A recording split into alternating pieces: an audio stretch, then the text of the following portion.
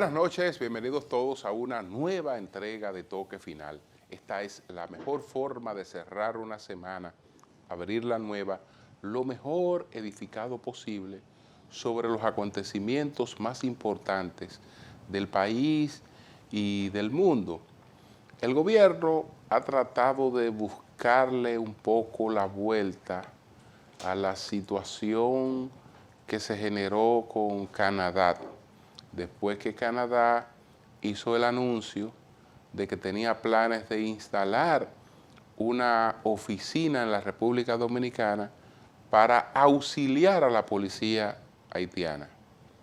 Eso de auxiliar no es otra cosa que una oficina que posiblemente se iba a dedicar a asesorar, a entrenar la policía haitiana desde territorio dominicano, porque no es solamente una cuestión de transferencia de las ayudas. Para transferir esas ayudas no hay que estar en la República Dominicana. Esas ayudas pueden ser transferidas desde Canadá a Haití sin problema. Entonces, bueno, hubo mucha alarma por el tema, incluso el canciller y el gobierno desmintieron que habrían llegado a un acuerdo, que nunca llegaron a acuerdo con Canadá para el establecimiento de esa oficina. Pero después se supo que ciertamente Canadá hizo ese planteamiento en una de esas reuniones virtuales que se han sostenido para tratar el problema haitiano. Y la República Dominicana aparentemente guardó silencio. Es evidente que Canadá interpretó ese silencio como una aquiescencia y entonces produjo la información, y esa información fue la que causó toda esta alarma que llevó al gobierno al desmentido. Ahora el gobierno entonces anuncia un acuerdo de los dos países para auxiliar a Haití. Canadá y República Dominicana tienen sólidas relaciones bilaterales y son socios de larga data. Como se destacó durante la llamada bilateral entre el presidente Abinader y el primer ministro Trudeau, el pasado 30 de marzo, Canadá y República Dominicana se comprometen a fortalecer su cooperación para ayudar a abordar la crisis en curso en Haití, con el objetivo de apoyar soluciones lideradas por los propios haitianos para lograr esa estabilidad. Ambos países reconocen que restablecer la estabilidad en Haití reducirá la carga desproporcionada sobre la República Dominicana. Bueno, en términos concretos, ahí de lo que se habla es de una ampliación del personal diplomático canadiense, tanto en República Dominicana como en Haití. Es decir, que es prácticamente una vuelta, prácticamente la misma situación. Lo más sano en esto, lo mejor para que no hayan lecturas incorrectas por parte de Haití, es que esta iniciativa agrupe también a otros países, que no estén solamente Canadá y la República Dominicana, porque eso implica que cualquier cosa, pues la República Dominicana tiene que colaborar y no puede hacerlo si no es prestando su territorio o lo que fuere. Entonces deben haber otros países, porque la verdad es que Haití tiene mucho prejuicio con relación a la República Dominicana. Nosotros podemos acompañar, podemos auxiliar en algunas tareas concretas, pero no podemos tener un rol protagónico con relación a cualquier solución que se aspire en Haití, porque para Haití eso es inaceptable, absolutamente inaceptable. Entonces esta ha sido la vuelta que se le ha buscado, señores, a ese asunto de Haití. Nosotros vamos a hacer una primera pausa. Al regreso, ¿cuáles fueron los 10 temas más importantes de esta semana? Adelante.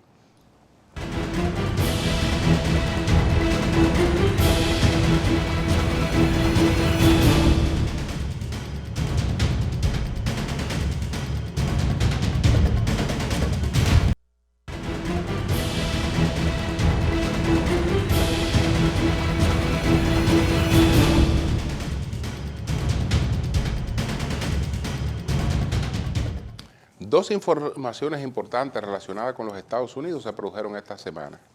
La primera, la de la visita del secretario de Estado Anthony Blinken, su regreso a Washington, que fue celebrado por el presidente Biden como un éxito.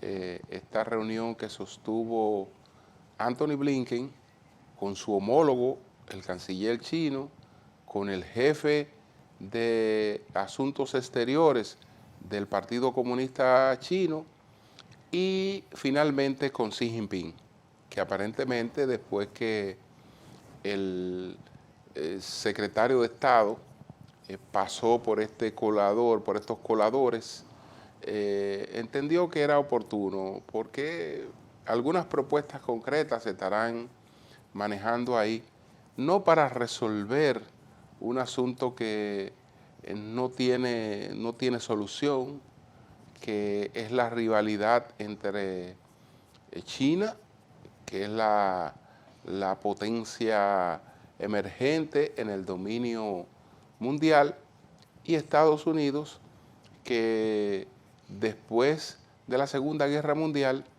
ha sido el país más influyente en el mundo.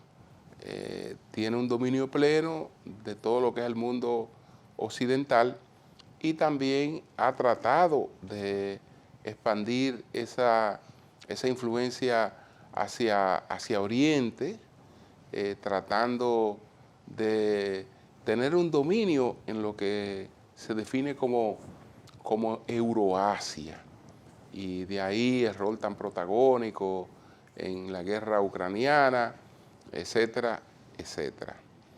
Entonces, bueno, ellos pueden tratar de no chocar. A China no le ha tocado, no le interesa chocar, porque China se ha expandido en términos de su influencia en el mundo, evitando conflicto. Lo ha hecho a través de su comercio, lo ha hecho a través de sus recursos y no ha necesitado protagonizar guerra, no ha necesitado invadir países, no tiene la aspiración de que otros copien su sistema. Ellos entienden que son una civilización milenaria, la única civilización milenaria que ha sobrevivido en la civilización china, que vivieron un periodo de lo que ellos llaman un siglo de humillación que culminó en el 49 con el triunfo de Mao, con la instauración de la República Popular China, y que ha venido en crecimiento. Entonces ya ellos son de por sí la economía más grande del mundo, no dominan los océanos como lo demás domina Estados Unidos, no tienen el poder, las garras militares que tiene Estados Unidos y que le hacen conservar por algún tiempo todo ese poder que ha ostentado. Pero ese fue un acontecimiento y eso fue importante. El otro fue el acuerdo judicial del hijo de Biden, Hunter Biden, donde se ha declarado culpable de varias infracciones y de un delito federal por el que no va a ser imputado, que es el de la posesión de un arma ilegal.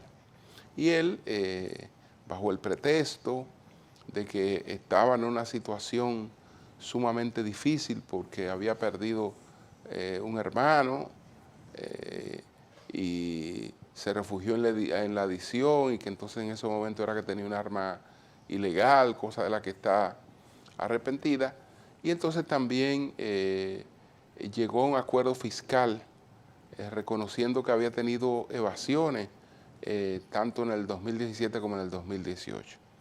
Y todo esto lo lleva a un acuerdo con el Ministerio Público, que ahora tiene que ser avalado por un juez, pero que lo coloca a él en una esfera de daño controlado, evitándole cosas peores a partir de las investigaciones que están llevando a cabo los republicanos. Y entonces, como ya sobre algunos de estos aspectos él ha negociado con la justicia, nadie puede ser juzgado dos veces por los mismos hechos. Señores, hacemos una pausa y a regreso sí que vamos a presentar cuáles fueron los 10 temas más importantes de esta semana. Adelante.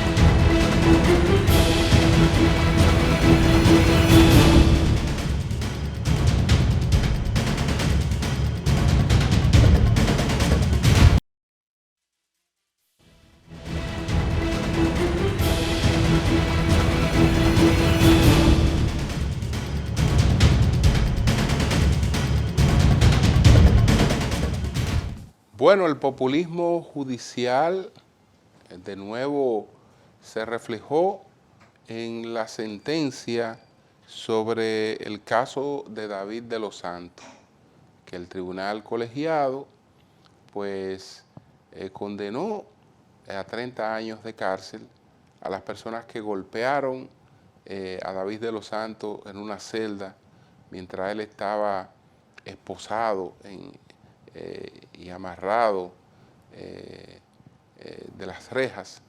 Entonces él fue golpeado.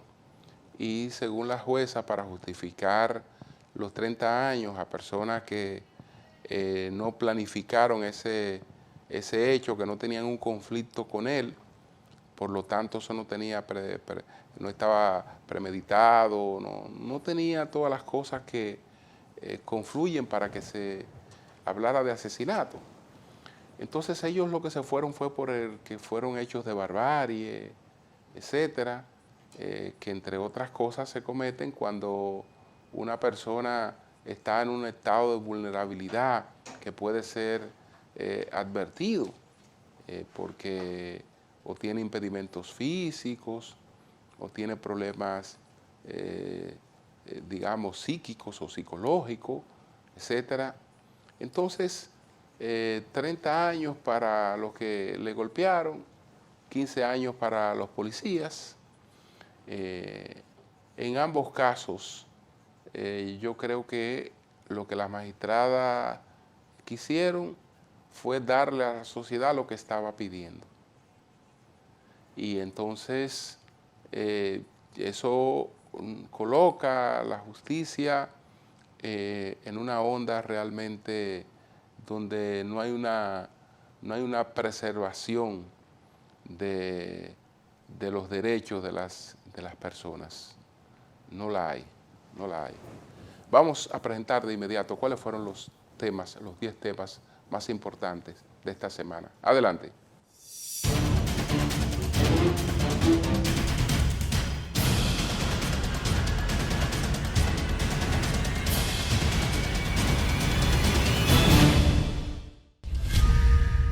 Carol Rodríguez, fiscal de la provincia de La Romana, protagonizó hace unos días un polémico incidente al ser arrestada, según sus declaraciones, de manera arbitraria y violenta por 6 agentes policiales en el municipio de Higüey, en la Altagracia. El suceso ocurrió cuando la fiscalizadora de La Romana se trasladaba el pasado jueves 15 de junio a bordo del vehículo Hyundai i20 gris sin placa visible asignado por la Fiscalía. Al llegar al destacamento policial, la fiscal y los policías tuvieron un intercambio de palabras y Rodríguez corrió hacia el interior del cuartel, donde supuestamente los policías la tumbaron, la golpearon y la esposaron. En tanto, la Procuraduría General de la República informó que la investigación que realiza sobre el incidente entre la fiscal y varios policías incluye conocer la razón de por qué la fiscalizadora transitaba en un vehículo sin placas. Luego del incidente, los 6 miembros de la Policía Nacional involucrados en el incidente con la fiscal fueron arrestados. Esos agentes son el sargento mayor Miguel Ángel Familia, los sargentos Jiménez Reina y Sobeida González, los cabos Félix Pineda y Fortuoso Moni y el raso Aibar Mercedes. Por este hecho, según informaciones, los policías involucrados estarían afrontando una destitución y hasta prisión preventiva por parte de la Fiscalía. Los jueces que integran el primer tribunal colegiado del Distrito Judicial de Santiago condenaron a 20 años de prisión a Ambiores Nepomuceno Rodríguez, hallado culpable por la muerte de la abogada puertoplateña Paola Languasco en el 2015. En materia civil, la sala dispuso que el condenado pague los gastos legales del proceso y una indemnización de 10 millones de pesos a la familia Languasco.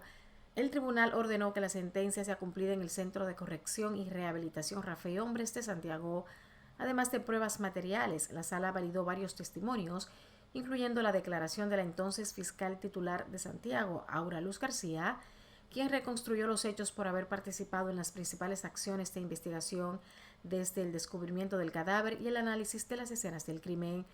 Se recuerda que el cadáver de la abogada fue encontrado en una alcantarilla del residencial Los Jardines del Norte de Santiago, próximo al apartamento de Nepomuceno Rodríguez, con quien ella tenía previsto reunirse tras salir de su residencia en Puerto Plata.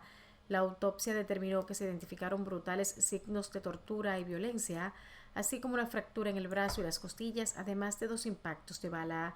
La abogada estuvo desaparecida por 19 días tras salir de su residencia de Puerto Plata con destino a Santiago para reunirse con Nepomuceno Rodríguez.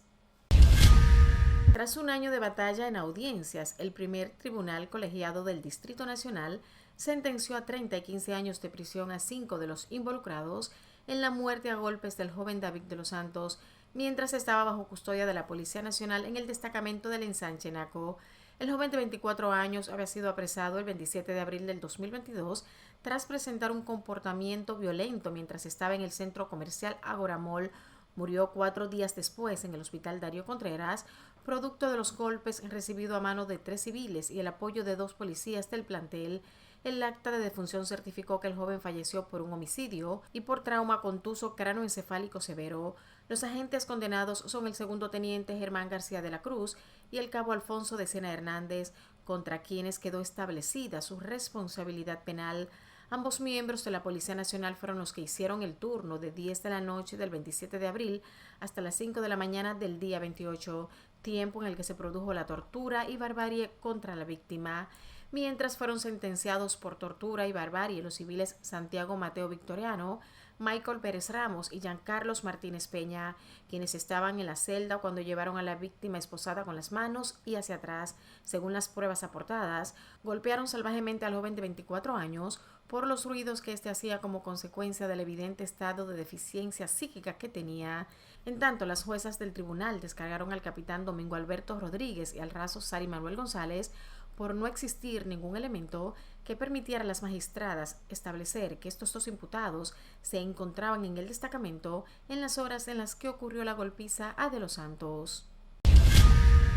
De los entrevistados por la firma encuestadora Gallup Dominicana, que en conjunto con RCC Media realizó su segundo sondeo, el 47.7% votaría por Luis Abinader, que representa el Partido Revolucionario Moderno, PRM, si las elecciones presidenciales se produjeran hoy. En tanto, por Leonel Fernández, quien encabeza la Fuerza del Pueblo, el 28.9% dijo que votarían por este en las elecciones presidenciales de 2024, mientras que el 19.0% dice que lo haría por Abel Martínez, candidato oficial a la presidencia por el PLD. De igual forma, la encuesta arrojó que el 52.9% de los encuestados votaría por el actual presidente Luis Abinader en las elecciones del 2024, mientras que el otro 44.8% prefiere ejercer su derecho al voto por otro candidato. Los datos de la encuesta de Gallup y RCC Media revelan que en el caso del expresidente Leonel Fernández del partido Fuerza del Pueblo, el 62.7% no votaría por él, mientras que el otro 35.3% sí lo haría. En el caso de Abel Martínez, candidato presidencial del PLD, el 65.8% de los consultados indicaron que no votarían por el candidato y el otro 29.1% dijo que sí votaría por Martínez. Asimismo, el 60% de los consultados favoreció la gestión del mandatario. En otro orden, la encuesta Gallup arrojó que la delincuencia, inflación y desempleo son los tres principales problemas que enfrenta el país. De acuerdo al 70.2% de los entrevistados, la delincuencia en general, entre ellas robos, asaltos y bandas, son la primordial causa de dificultad en la nación. A esto le sigue la inflación y el alza del costo de la vida con un 62.0%, luego el desempleo con un 20.4%. El presidente Luis Abinader dará un seguimiento semanal a la aplicación de las acciones contra la delincuencia y la criminalidad y dispondrá el despliegue de operativos en determinados puntos del país a partir del análisis de las estadísticas de seguridad ciudadana. El mandatario se reunió por 2 horas y media con miembros del Ministerio Público, la Comandancia de la Policía Nacional, el Ministerio de Defensa y la Dirección Nacional de Control de Drogas (DNCD) para aplicar acciones conjuntas y dar seguimiento a los resultados. Al final del encuentro anunció que encabezará reuniones similares en la misma Policía Nacional cada lunes para coordinar operativos contra el crimen en distintos puntos del territorio nacional, iguales a los desarrollados la semana pasada en Santiago. Abinader explicó que se implementará la misma estructura y una plataforma tecnológica que usaron en Santiago y que se ha ido preparando durante los últimos 18 meses en la institución del orden.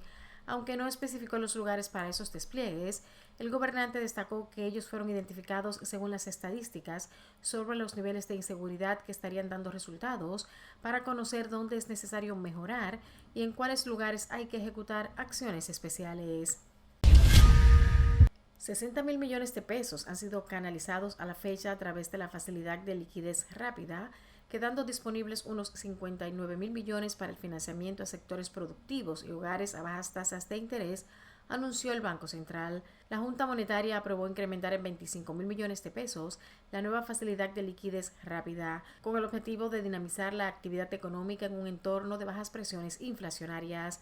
La institución financiera dijo también que queda disponible la totalidad de los recursos autorizados del encaje legal, ascendentes a unos 34.000 millones para la colocación de préstamos nuevos a los sectores productivos, hogares y MIPYMES a tasas de interés no superiores a 9%. Estos recursos serán desembolsados gradualmente por el Banco Central a una tasa de interés de 3% anual. El desembolso de estos recursos se realizará desde el lunes 19 de junio de 2023 de forma gradual, en una proporción semanal que no excede el 25% del monto correspondiente a cada entidad. De su lado, el economista Jaime Ariztía Escuder pidió explicaciones a la banca dominicana sobre a quienes prestó 60.000 millones de pesos liberados por el Banco Central para reactivar la economía. Ariztía Escuder indicó que a inicios de esta semana recibió información de que la cifra ya había sido colocada por la banca dominicana en alrededor de una semana, hecho que le causó sorpresa.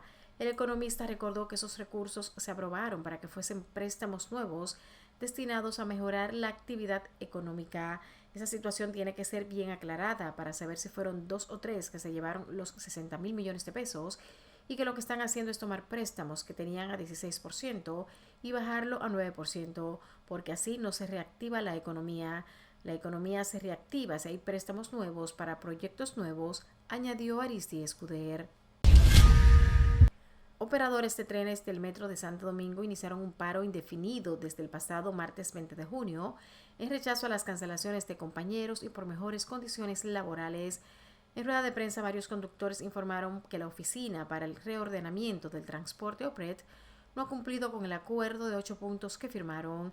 Luis Miguel Custodio, representante de los más de 150 conductores y otro personal del metro, dijo que después de reclamar reivindicaciones han cancelado más de 30 compañeros, 16 de ellos el pasado viernes. En tanto, el director del OPRED, Rafael Antonio Santos Pérez, definió como normal las filas en las estaciones del metro debido a la gran demanda y no debido al paro de labores. Santos Pérez dijo que la institución no tiene deudas con empleados a propósito del paro indefinido de labores convocado por los operadores de los trenes. Son acciones tremendistas porque ponen en peligro el transporte de la gente. El director de la OPRED enfatizó que el pasado mes de febrero se les realizó un aumento salarial de un 20% a los empleados del metro. A raíz del rechazo a la intención del gobierno canadiense de abrir aquí una oficina coordinadora de ayuda internacional para la policía de Haití, la República Dominicana y Canadá calmaron la tensión en sus relaciones diplomáticas con la adopción de un comunicado conjunto en el que expresaron su interés en colaborar para canalizar la ayuda para Haití, dejando fuera la posibilidad de instalar una oficina en suelo dominicano como había pretendido la nación norteamericana. Los dos estados decidieron ampliar la coordinación en Haití, Canadá, República Dominicana y otros lugares a través de una mayor presencia diplomática en las embajadas canadienses en Puerto Príncipe y Santo Domingo. Para ello, expresaron la intención de colaborar a través de una serie de acuerdos que impliquen la movilización de fondos y personal diplomático. Esos acuerdos serían definidos en el futuro. En el documento se afirma que Canadá y República Dominicana tienen sólidas relaciones bilaterales y son socios de larga data, incluso en asuntos de seguridad regional.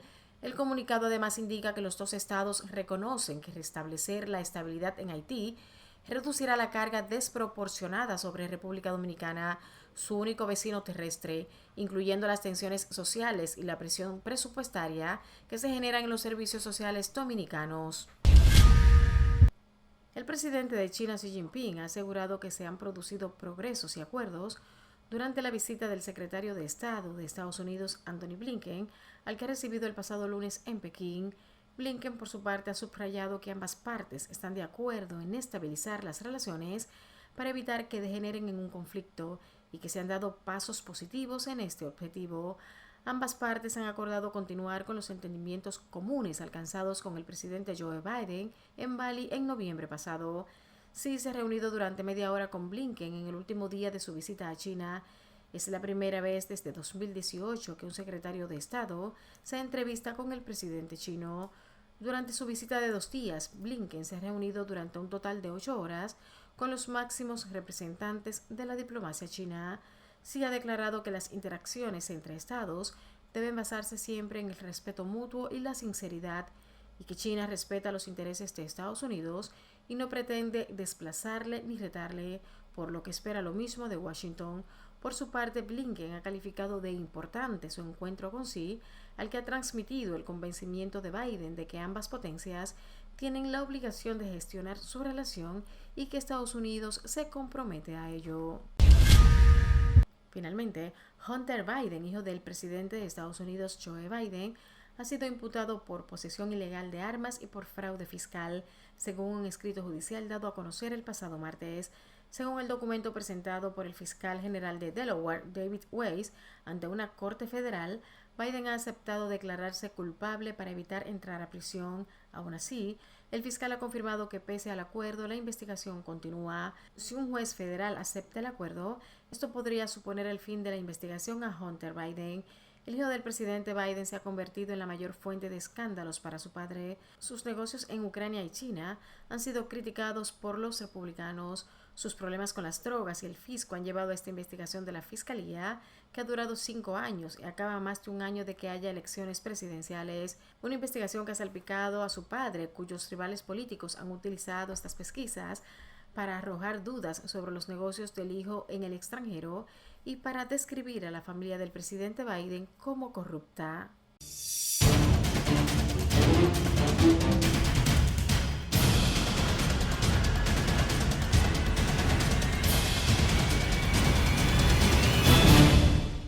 Bien, vamos a una pausa y retornamos con las 3 preguntas.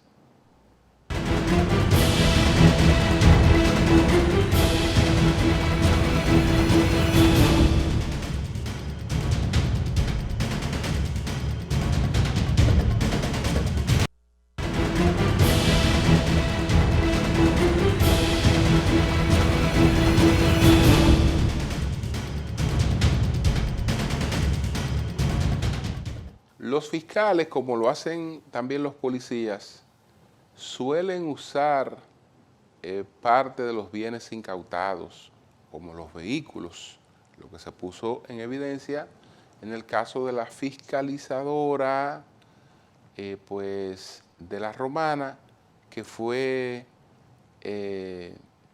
detenida en Higüey, donde no se quiso parar frente a una patrulla que quería indagarla porque ella andaba en un vehículo sin placa. Y se anda en un vehículo sin placa para que los dueños reales de esos vehículos no puedan identificarlo, porque esos vehículos por lo general son cuerpos de delito. Y ahí se armó tremendo lío. Vamos a consultar al doctor Valentín Medrano sobre cuál es el protocolo que debe regir el uso de estos bienes y qué piensa del caso de esta fiscalizadora y qué piensa de la conducta policial. Adelante.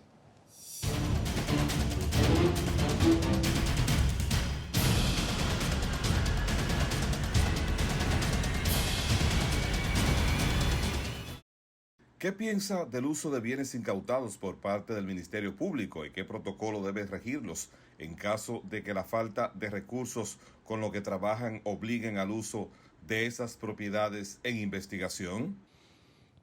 Bueno, con respecto al uso de los bienes incautados, he de decir que desde un tiempo para acá, básicamente desde que la magistrada Damia Veloz asumió lo que tiene que ver con el control de los bienes incautados, la administración de los bienes incautados, hay por así decirlo también, reiterando el término, un control más efectivo de los bienes que han sido incautados por el Ministerio Público.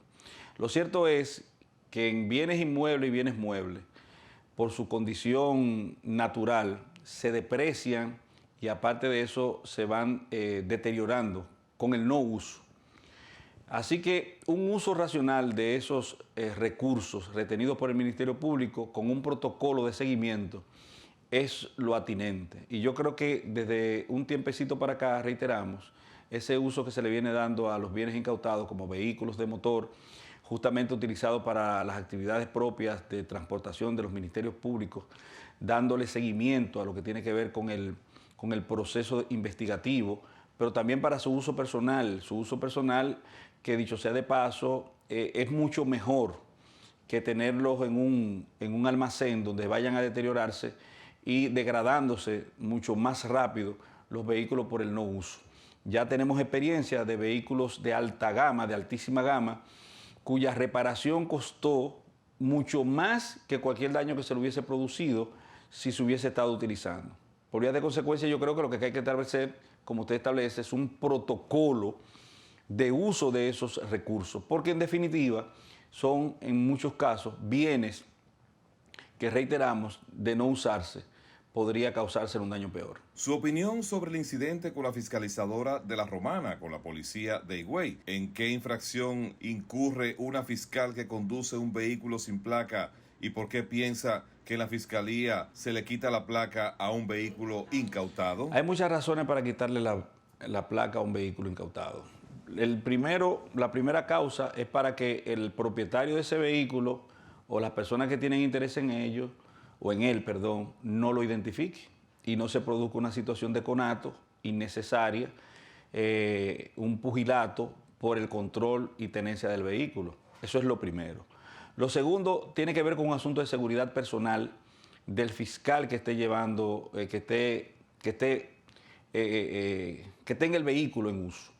¿Por qué? Porque un fiscal es una persona que afecta intereses. Un fiscal es un persecutor de la criminalidad, es la principal función del sistema de persecución penal que se erige en el Ministerio Público. Entonces, como persecutor, daña intereses, afecta intereses, pero no intereses de cualquier persona, de una persona noble, buena, sana.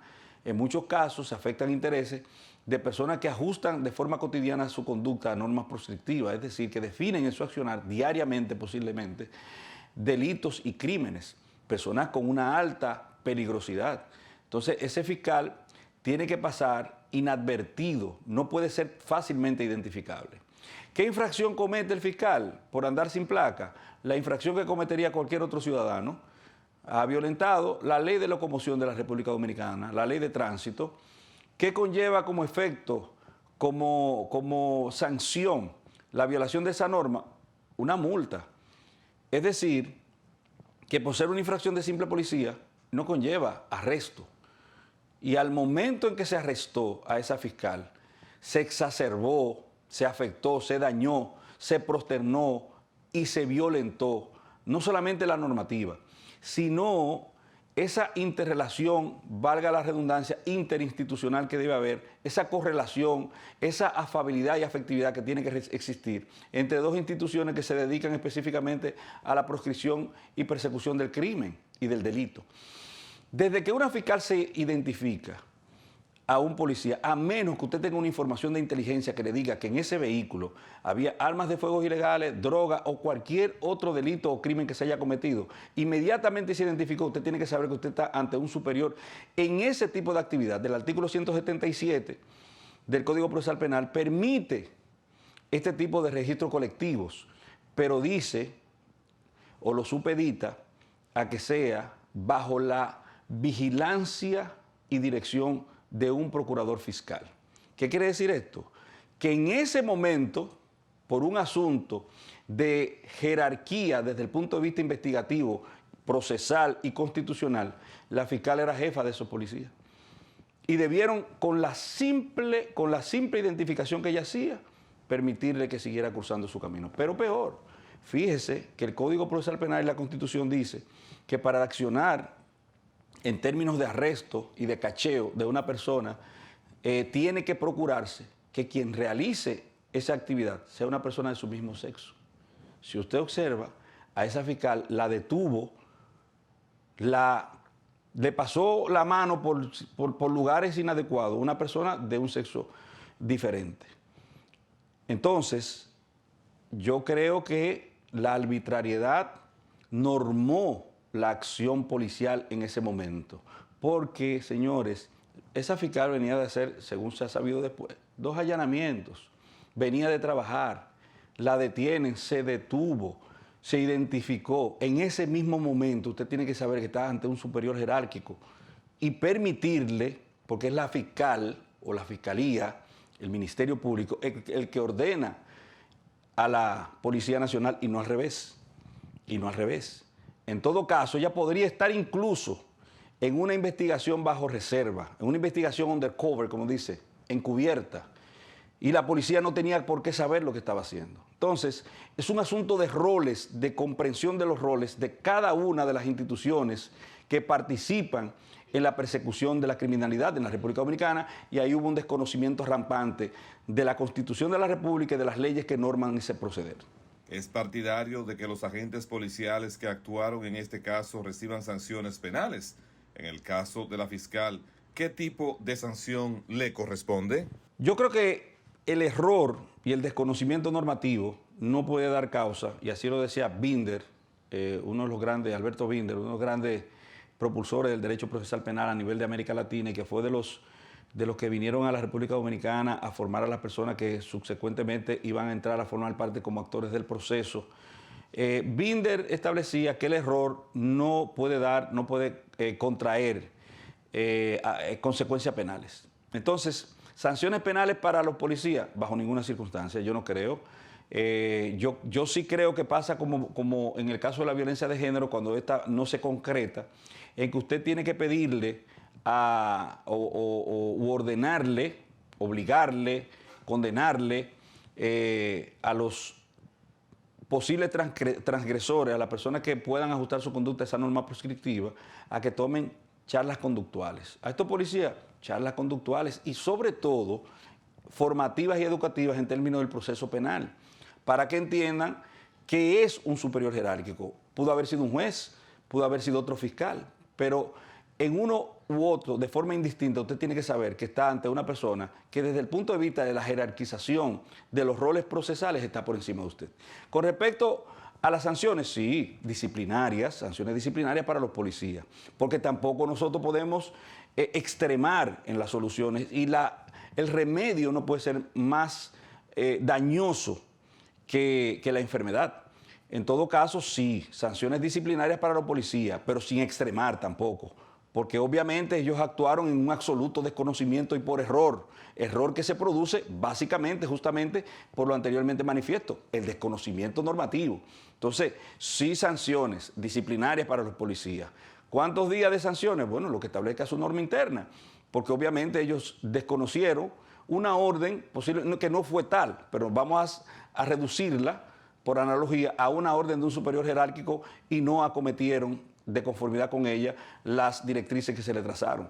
Solamente hasta ahí, porque en definitiva estos policías tienen que ser educados para el tratamiento de cualquier ciudadano, no de una fiscal que es su superior, sino de cualquier otro ciudadano, porque usted hipotéticamente sustituye a esta fiscal por cualquier otro ciudadano, y entonces estábamos hablando de unos vejámenes y unos maltratos aún superiores, con menor cantidad de límites. Se dice que la fiscal estuvo exacerbada, que la fiscal actuó de forma prepotente, pero eso no son tipos penales. Eso no son tipos penales. Y en todo caso, todo lo que se les indica a ella son violaciones aparentes de la ley de tránsito. Que dicho sea de paso, estos policías no podían subrogarse en la condición de policía de la DGC, porque esa persecución corresponde a la proscripción de la ley de tránsito a la policía especializada de la DGC.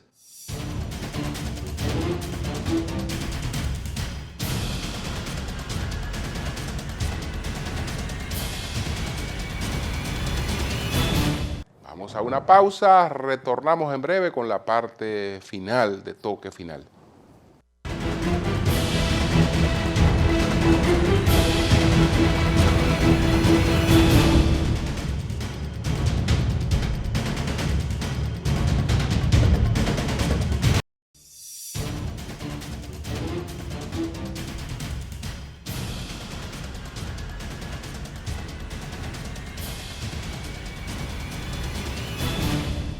Bueno, señores, se publicaron esta semana los resultados de la encuesta Gallup, que desde abril es Gallup RCC Media. Esta encuesta Gallup siempre se publicó en el periódico Hoy, era Gallup Hoy, pero en sus últimas entregas, tanto la de abril como la que se acaba de publicar, es Gallup RCC Media. La primera de la Gallup RCC Media se publicó en abril. Si se hace una comparación entre abril y junio, uno puede llegar a algunas conclusiones importantes. El presidente Abinader sigue bien, valorado, con buenas intenciones de voto, pero con descenso en relación con la encuesta anterior. Y la posición de las personas frente a los principales problemas es crítica. Es crítica. Por ejemplo, hay un 70%, 70.2% que habla de los robos, los asaltos, las bandas y la delincuencia. Es decir, la delincuencia como el principal problema del país. Le sigue el costo de la vida, que tiene un 62.0%, la escasez de fuentes de trabajo, 20.4%, la economía, 12.6%, los apagones por la falta de energía eléctrica, 11.8%, la educación, 9.6%, la salud en general y la corrupción administrativa está en un séptimo lugar con 7.3%. Entonces volvamos a la parte política. Reiterar que el presidente sigue bien valorado, pero que entre una encuesta, entre una Gallup y la publicación de la otra, ha bajado un poquito. El doctor Leonel Fernández ha seguido creciendo, crece 3 puntos en esta encuesta. Sin embargo, su partido bajó, porque su partido tenía un 22% en la Gallup anterior y ahora se le presenta empatado con el PLD con un 16%. Es decir que mientras Leonel subió, su partido bajó. En el caso de Abel hay algunas cosas importantes que pudiera estar revelando esta encuesta. Hay que esperar ahora la otra Gallup, a ver si es una tendencia que se mantiene, pero se sabe que Abel había venido descendiendo. En esta de junio, aparentemente, contuvo el descenso. Pero no solo fue que contuvo el descenso, porque no quedó por debajo de donde estaba. No fue que solamente contuvo el descenso, fue que empezó a subir, empezó a crecer de nuevo. Ya veremos en la próxima Gallup si se trata de un asunto consistente. Pero ahí aparentemente hay una mejoría. Entonces, en sentido general, los datos que dio la encuesta dicen que Abinader tiene un 47.7%, que Leonel Fernández tiene un 28.9% y que Abel tiene un 19%. Esos fueron los datos que en sentido general ofreció esta encuesta. Entonces, el PLD como partido tuvo también una ligera mejoría, muy ligera su mejoría en esta encuesta. Bajó el porcentaje de indecisión, porque o de rechazo, porque los que decían que no iban a votar por ninguno, por ejemplo, en la encuesta anterior, en la Gallup anterior, eran un 19%. Ahora son un 16%. Entonces, estamos en una etapa donde nada queda ya todavía grabado como algo definitivo. Estamos en una etapa de evolución. El impacto que habrán de tener las municipales, no solo en los resultados, sino en la capacidad de movilización que le confieran a las maquinarias, va a ser importante. Porque de esa movilización depende mucho el posicionamiento que alcancen los partidos políticos. Eso depende mucho de eso, del posicionamiento que alcancen los partidos políticos. Pero ahí están esos resultados, que se resumen en que el presidente Abinader sigue bien, pero ha bajado un poco.